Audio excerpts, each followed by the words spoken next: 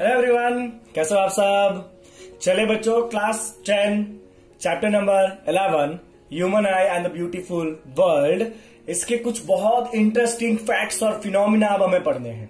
Right, daily life में कुछ इतनी सारी चीजें हैं लाइट के रिलेटेड जो हम ऑब्जर्व तो करते हैं और हम ऑब्जर्व होकर खुश होते हैं। ओह कितना अच्छा दिख रहा है, how beautiful it is, but हम कभी उसके पीछे का रीजन नहीं सोचते हैं। राइट, तो ऐसे ही बहुत सारे इंटरेस्टिंग फैक्ट्स एंड रीजंस हमें इस पर्टिकुलर टॉपिक के अंदर पढ़ने रहेंगे।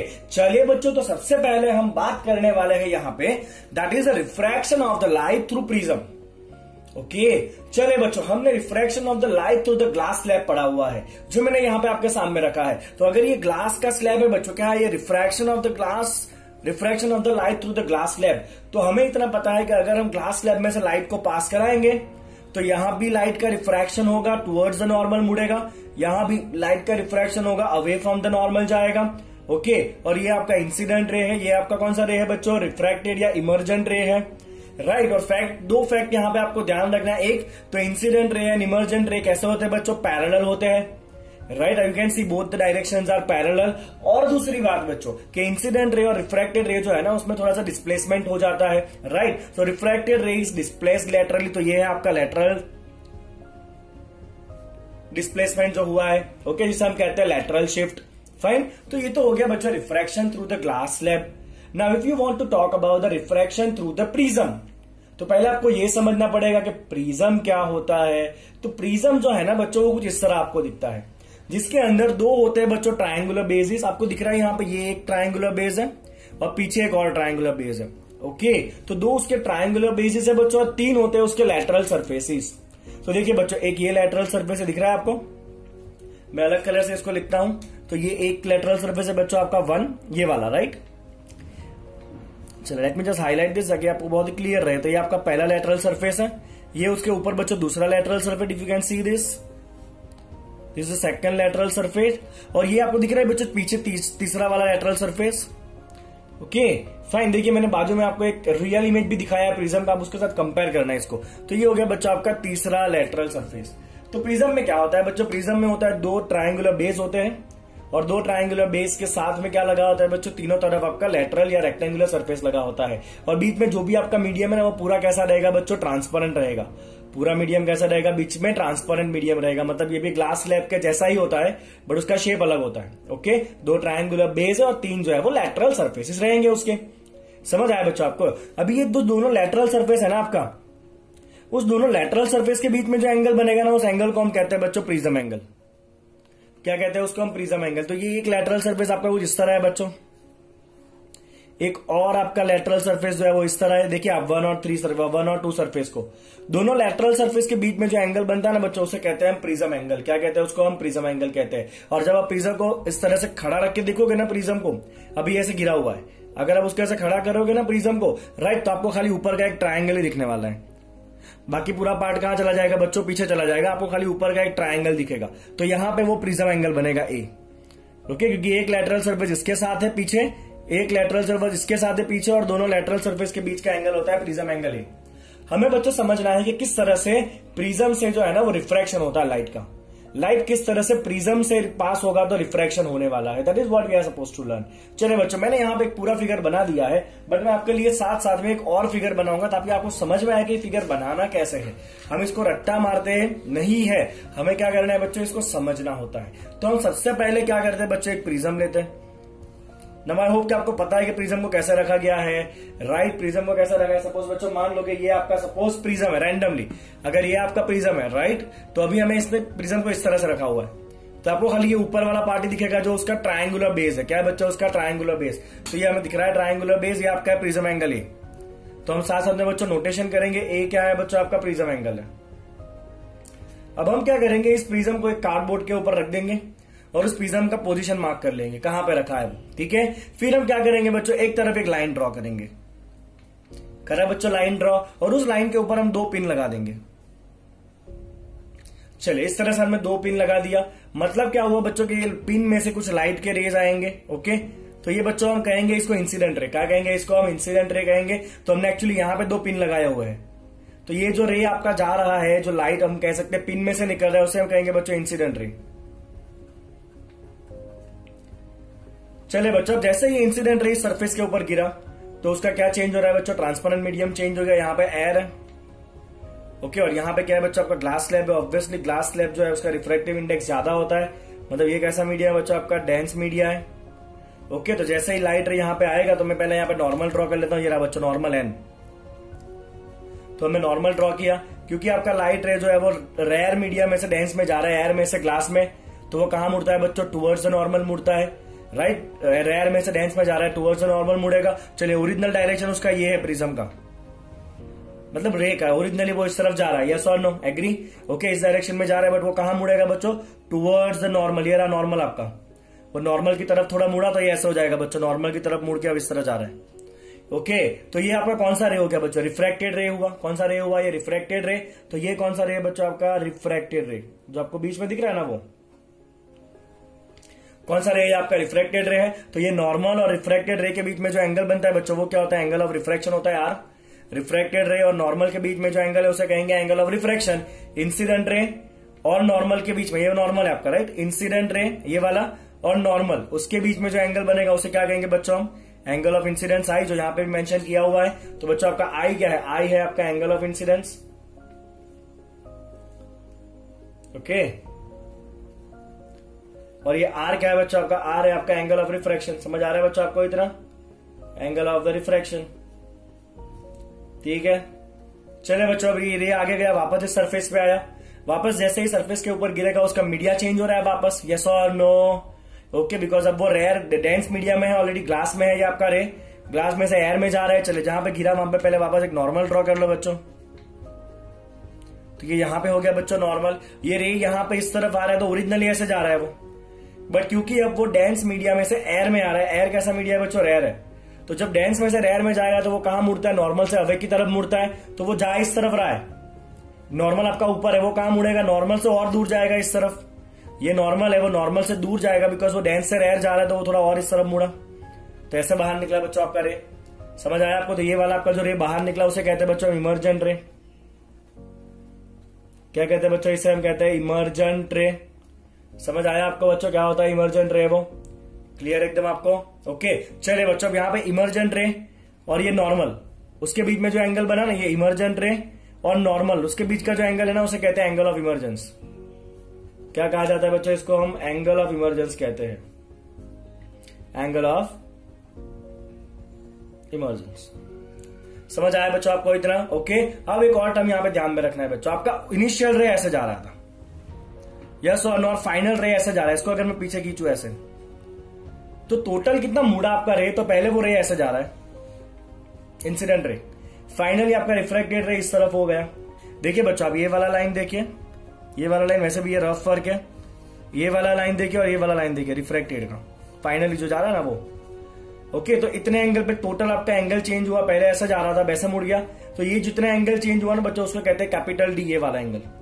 देखिए, ये इमर्जेंट रे उसको पीछे खींचा, ये इंसिडेंट रे उसको आगे ले गए थे, तो इंसिडेंट रे टोटल कितने एंगल पे मुड़ गया बाहर निकलते वक्त, उससे कहते हैं बच्चों angle of deviation, capital D. तो ये कैपिटल डी क्या है बच्चों, आपका एंगल ऑफ डेविएशन है।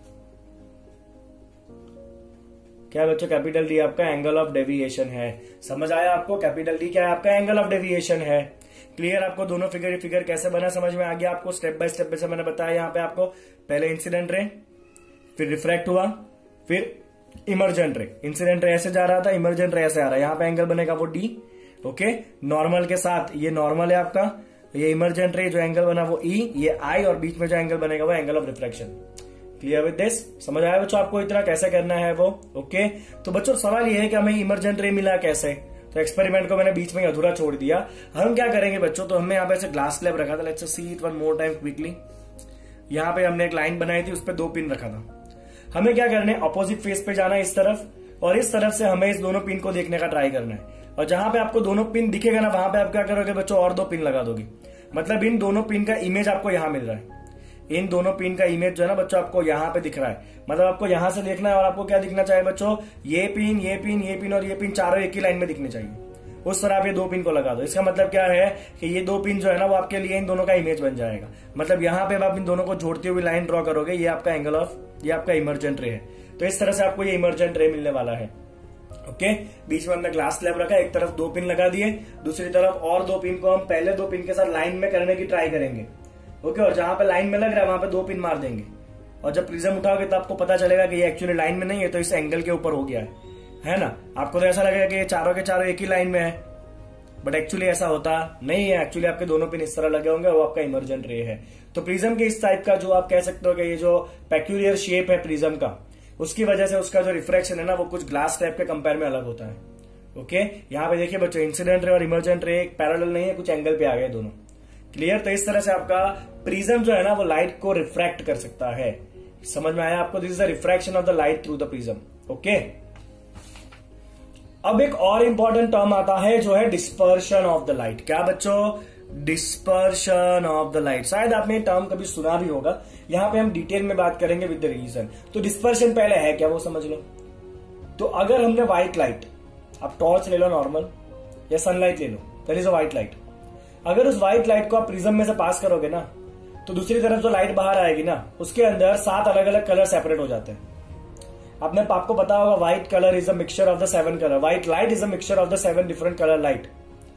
जब आप इस व्हाइट लाइट को प्रिज्म में से पास कराओगे ना, तो वो सातों के सातों कलर जिन्होंने मिलकर व्हाइट लाइट बनाए वापस वो सेपरेट हो जाएंगे, और ये जो लाइट के स्प्लिट होने का जो फिनोमिना है ना, उसे कहते हैं बच्चों डिस्पर्शन ऑफ द लाइट। क्या कहते हैं उसको? हम डिस्पर्शन ऑफ द लाइट कहते हैं। समझ आया आपको? देखिए डेफिनेशन क्या है, the splitting of the light into its component colours is called as dispersion.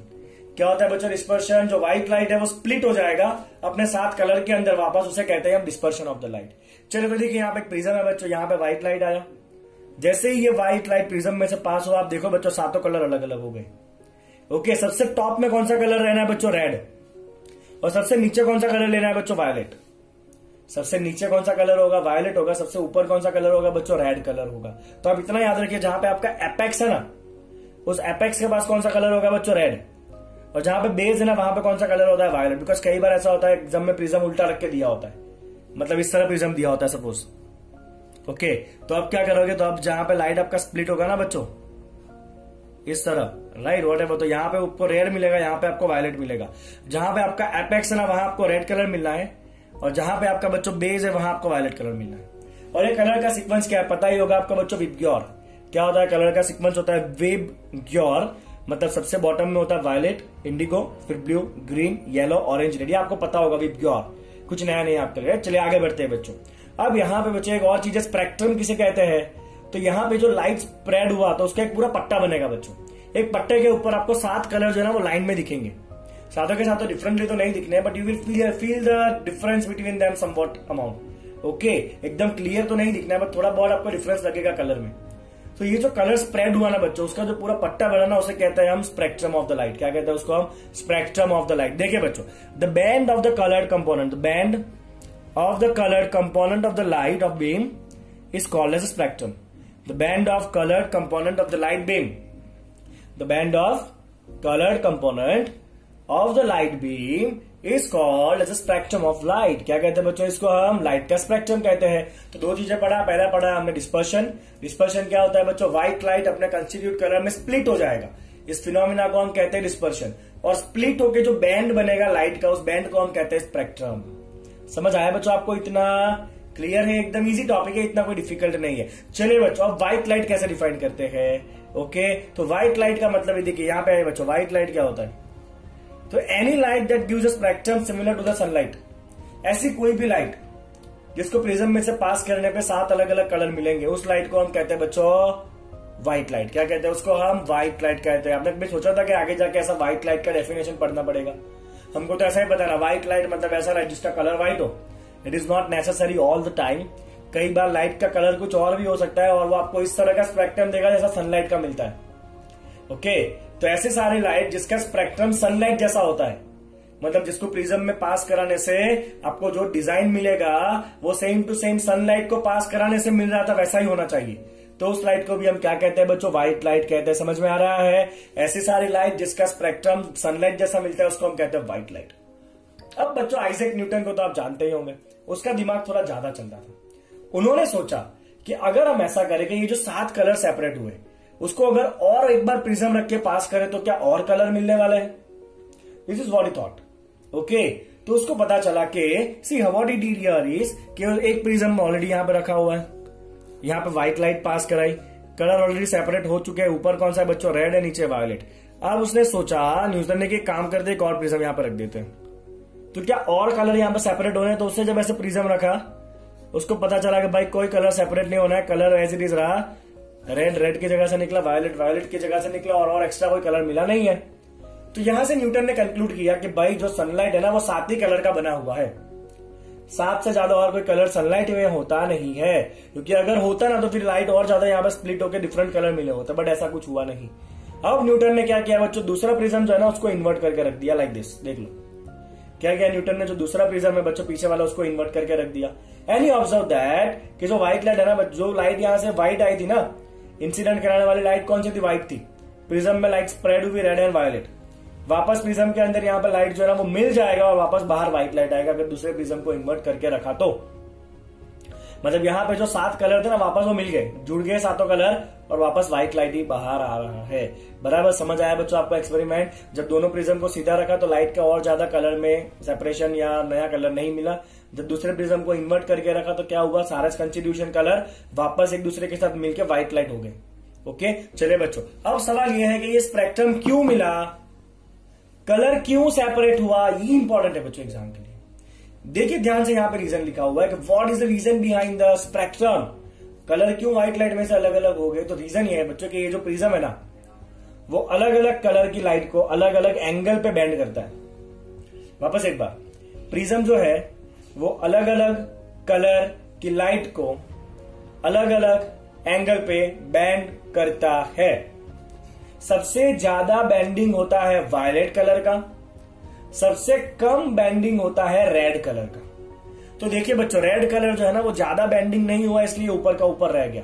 Violet colour देखिए बच्चों कितना ज्यादा बेंड हुआ यहां पे और इसलिए वो सबसे नीचे गया। रीजन बहुत सिंपल है, प्रिज्म क्या करता है, अलग अलग कलर के लाइट को अलग अलग एंगल पे बेंड करता है। इसका रीजन थोड़ा और ज्यादा कॉम्प्लिकेटेड है जो आप हायर सेकेंडरी में पढ़ोगे बच्चों। ओके, दैट डिपेंड्स अपॉन कि अलग अलग जो कलर होता है ना उसकी वेलोसिटी अलग होती है। वेलोसिटी अगर अलग है तो अलग अलग कलर के लिए रिफ्रैक्टिव इंडेक्स चेंज हो जाता है, रिफ्रैक्टिव इंडेक्स चेंज हुआ तो साथ में रिफ्रैक्शन भी चेंज हो जाता है, इसीलिए कलर जो है वो सेपरेट हो जाता है। ये एक्चुअल रीजन है, but to the 10th standard point of view हम वही करेंगे जो टेक्स्ट बुक में दिया है, क्योंकि अगर आप थोड़ा एडवांस लिख दोगे ना एग्जाम में जाके तो आपको मार्क नहीं मिलना है, आपको यही लिखने का मार्क मिलेगा जो आपके टेक्स्ट बुक के अंदर है। तो हम उसी के ऊपर ध्यान देंगे। चलिए बच्चों, जो मैंने बताया different colours of light bend through different angle, यहां पे थोड़ा सा स्पेलिंग मिस्टेक है, let me just correct it, bend through the different angle, BEND आएगा ना बैंड का स्पेलिंग। तो different colour of the light bend through the different angle, different colour of the light bend through the different angle with respect to the incident ray as the ray passes through the prism. समझ आया बच्चों आपको? Simple सा logic, अलग अलग colour जो है वो अलग अलग एंगल पे बेंडिंग होता है, इसीलिए रेड सबसे कम बैंड होगा तो रेड ऊपर का ऊपर रह जाएगा, वायलेट सबसे ज्यादा बैंड होगा तो वो नीचे चला जाएगा, तो सारे कलर सेपरेट हो गए। ओके चलो, red light bends the least, red bends the least while the violet bends the most. Got it? चलिए, thus the rays of each color emerge along the different path, अलग अलग colour अलग अलग रास्ते से बाहर निकलेंगे। लाल सबसे कम बैंड हुआ है ऊपर से बाहर निकलेगा, वायलेट नीचे से बाहर निकलेगा, and that's why you will get the separate colours. Thus the rays of each color emerge along the different path and thus become distinct and we can see the band, इसलिए हमें वो band दिखने वाला है। समझ आया बच्चों आपको? इतना क्लियर। अब बच्चों हम सीखेंगे रेनबो कैसे बनता है। हमने रेनबो बहुत बार देखा बट कभी सोचा नहीं कि ये बनता कैसे है। अब मैं आपको बताता हूँ रेनबो कैसे बनता है। Let's see. तो बच्चों रेनबो जनरली कब होता है, जब बारिश हो जाती है ना उसके बाद आपको रेनबो देखने मिलता है, या कई बार एकदम हल्की हल्की बूंदाबांदी होती है ना तब भी आपको रेनबो देखने मिलेगा। और रेनबो आपको ऑलवेज किस डायरेक्शन में देखने मिलता है, तो आपको क्या करना पड़ेगा, सन जो है ना वो आपके पीछे रहना चाहिए। सन कहाँ रहना चाहिए, आपके पीछे रहना चाहिए, तो आपको आगे की तरफ रेनबो दिखने के चांसेस है। हर बार नहीं दिखता है, वेरी रेयर चांसेस है आपको रेनबो दिखने के। चलिए उसका रीजन पढ़ते हैं, है क्या रेनबो किस तरह बनता है। देखिए बच्चों, the rainbow is a natural spectrum. Rainbow और कुछ नहीं है, क्या है बच्चों, it is a natural spectrum appearing in the sky after a rain shower. तो बारिश हो जाएगी उसके बाद ये क्या बनता है, एक नेचुरल स्पेक्ट्रम बनता है। स्पेक्ट्रम अभी देखा ना हमने बच्चों कि अलग अलग कलर सेपरेट होंगे, उसका जो बैंड है उसे हम कहते हैं स्पेक्ट्रम। ओके तो यहां भी ये जो रेनबो है ना वो और कुछ नहीं है, नेचुरली बना हुआ एक स्पेक्ट्रम है। अब हमें तो पता है कि भाई स्पेक्ट्रम बनाने के लिए तो प्रिज्म चाहिए। इधर प्रिज्म का है, हवा में क्या प्रिज्म लटके हुए है क्या? नहीं ना। तो होगा क्या बच्चों, जब बारिश हुई है ना तो उसके छोटे छोटे टाइनी पार्टिकल्स जो होता है ना वो हवा में थोड़े बहुत रह जाएंगे and that tiny particles of the water will behave as a prism और उसकी वजह से लाइट जो है ना उसका डिस्पर्शन होगा। ओके और लाइट फैलेगा। अब देखिए आप बच्चों किस तरह होता है ये। It is cause by dispersion of the sunlight. कैसे होगा बच्चों? Dispersion of the sunlight. कौन करेगा ये dispersion? Bye the tiny water droplet in atmosphere. मैं यहाँ पे डिस्पर्शन का मीनिंग लिखना चाहता हूं बच्चों वापस एक बार आपके लिए। डिस्पर्शन मतलब separation of the colour from the white light. Separation of colour from white light. Okay ठीक है। तो it is caused by the dispersion of the sunlight by the tiny water droplets in atmosphere. चलिए rainbow always form in the direction opposite to that of sun. मतलब sun अगर मान लो कि east में है ना तो रेनबो बनता है वेस्ट में, अपोजिट साइड पे। ऐसा क्यों? देखो इसका रीजन बहुत सिंपल है बच्चों। अब यहाँ पे आप देखो क्या हो रहा है। ये सनलाइट है, ये आपका वाटर ड्रॉपलेट है। क्या है बच्चों? ये आपका वाटर ड्रॉपलेट जो हवा में ट्रैप है, हवा में कहीं लटक रहा है ये वाटर ड्रॉपलेट। ओके तो यहां से सनलाइट आई, जैसे ही वाटर ड्रॉपलेट में सनलाइट घुसी, water droplet is a transparent medium, light क्या क्या हो जाएगा? डिस्पर्शन हो जाएगा, colours are going to be separated. चलिए कलर सेपरेट हुआ। सबसे ऊपर कौन सा कलर रहता है बच्चों? Red colour. आपको दिख रहा है रेड कलर? मैं ऊपर लिख देता हूं बच्चों। सबसे ऊपर कौन सा कलर रहेगा? रेड। सबसे नीचे होता है वायलेट। तो यहाँ पे दोनों सेपरेट हुए। तो यहाँ पे दो चीजें हुआ बच्चों। क्या क्या हुआ? यहाँ पे आपका पॉइंट 1 है और इस पॉइंट 1 के ऊपर बच्चों आपका क्या होता है? एक तो रिफ्रैक्शन होगा और दूसरा डिस्पर्शन होगा। रिफ्रैक्शन क्यों? बिकॉज लाइट ऐसे आ रहा थोड़ा मुड़ा, क्या हुआ? थोड़ा उसका एंगल चेंज हुआ, मतलब रिफ्रैक्शन भी हुआ और कलर सेपरेट भी, मतलब डिस्पर्शन भी हुआ। तो पॉइंट 1 पे दो चीजें हुआ बच्चों, रिफ्रैक्शन हुआ और साथ में हुआ डिस्पर्शन। अब ये लाइट यहां से गया, जैसे यहां पे गिरा। अब इधर क्या है? अभी यहां पे बहुत इंपॉर्टेंट है बच्चों। ओके यहां पे होता है बच्चों टोटल इंटरनल रिफ्लेक्शन। क्या होता है यहाँ पे? Total internal reflection. मतलब यहाँ पे लाइट जो है ना वो वापस अपने ही मीडिया में रिफ्लेक्ट हो गया। ओके बाहर नहीं गया, यहाँ पे अपने ही मीडिया में वापस रिफ्लेक्ट हुआ। तो ये आपका पॉइंट 2 है जहां पे कौन सा फिनोमिना हो रहा है बच्चों? Total internal reflection. क्या हुआ यहाँ पे? Total internal reflection. चलिए रिफ्लेक्ट होके आपका रेड जो है वो ऊपर का ऊपर रहा और वायलेट जो है वो नीचे का नीचा रहेगा। जैसे ही आपका पॉइंट 3 है, यहाँ पे जैसे ही लाइट आया तो अब खाली एक ही चीज होना है बच्चों, रिफ्रैक्शन। क्योंकि मीडियम चेंज हो रहा है ना, एक मीडियम में से दूसरे मीडियम में आ रहा है तो थोड़ा बहुत एंगल चेंज होगा। मतलब यहाँ पे क्या हो रहा है? वापस आपका होगा रिफ्रैक्शन। तो बच्चों 3 बार ऑप्टिकल फिनोमिना होने वाले। सबसे पहले फर्स्ट पॉइंट के ऊपर refraction plus dispersion. Okay refraction क्यों? बिकॉज मीडियम चेंज हो रहा है। डिस्पर्शन क्यों? बिकॉज कलर सेपरेट हो रहा है। यहाँ पे क्या हो रहा है? पॉइंट 2 पर टोटल इंटरनल रिफ्लेक्शन होकर लाइट वापस उसी मीडियम में आया। जैसे ही पॉइंट 3 पे पहुंचा मीडियम चेंज हो रहा है। मीडियम चेंज हो रहा है मतलब क्या होना है? यहाँ पे वापस रिफ्रैक्शन होने वाला है। ओके और यहाँ पे आप खड़े हो तो आपको यहाँ पे ना सातों के सातों कलर ऐसे सेपरेट दिखेंगे। ओके और सबसे ऊपर कौन सा कलर होगा बच्चों? रेड होगा। सबसे नीचे कौन सा कलर होता है? वायलेट। रेनबो में सबसे ऊपर कौन सा कलर होता है? रेड। सबसे नीचे होता है वायलेट। इसके बारे में भी ना हायर सेकेंडरी में बच्चों थोड़ा डिटेल में आता है और एंगल्स लिखे होते हैं, कितने एंगल के ऊपर आपको रेनबो दिखता है। ये प्राइमरी रेनबो का लॉजिक है। इसके साथ एक दूसरा रेनबो बनता है सेकेंडरी रेनबो, जो इससे उल्टा होता है। ये सब अपने हायर सेकेंडरी में सीखेंगे अगर आप साइंस फील्ड में जुड़े रहे तो। ओके अभी के लिए 10th स्टैंडर्ड की बातें करनी है हमें, ठीक है। तो यहाँ पे बच्चों आपको रेनबो कहाँ दिखा? देखिए सन आपका इस तरफ है, सन आपके बैक के, यहाँ पे आप खड़े हो, सन आपके बैक के पीछे है और आपको रेनबो सामने दिखना है। मतलब रेनबो ऑलवेज अपोजिट डायरेक्शन में दिखेगा और आप सन आपके पीछे हो उस तरह आपको खड़े रहना है तो आपको रेनबो दिखने के चांसेस है। समझ आया बच्चों किस तरह रेनबो बन रहा है? ओके चलिए बच्चों तो आज के लेक्चर के लिए हम इतना ही करेंगे, यहाँ पे इस लेक्चर को खत्म करते हैं। ओके आई होप कि आपको मजा आया होगा। प्लीज वीडियो को लाइक करिए, चैनल अगर सब्सक्राइब करना बाकी है तो किसका इंतजार है? सब्सक्राइब करो, बिकॉज इतना अच्छा कंटेंट जो है ना वो शायद आपको इंटरनेट पे मिलने वाला नहीं है। ओके फाइन, चलिए बच्चों, thank you so much for watching it.